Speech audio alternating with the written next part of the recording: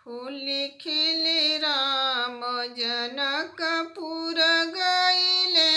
होली खेले राम जनकपुर गईले।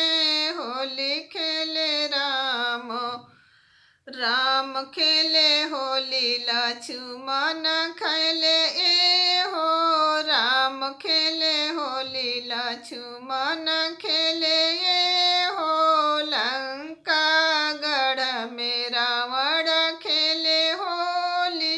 लंका गढ़ में रावण खेले होली। लंका गढ़ में होली खेले राम जनकपुर गईले। होली खेले राम जनकपुर गईले। घरमा कौशल्या रानी करता सगुन हो। घरमा कौशल्या रानी करता सगुन हो। लक्ष्मण राम कदिनवा फगुन हो। लक्ष्मण राम दिनवा फगुन हो। होली खेले राम जनकपुर गईले। होली खेले राम जनकपुर गईले।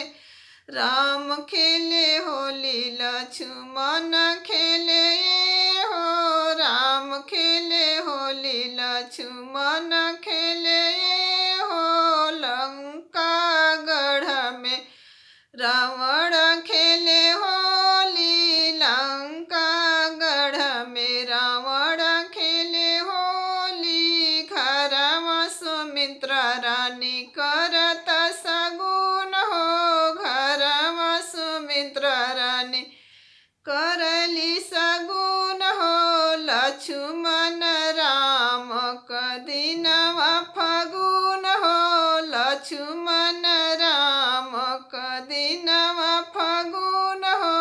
होली खेले राम जनकपुर गईले। होली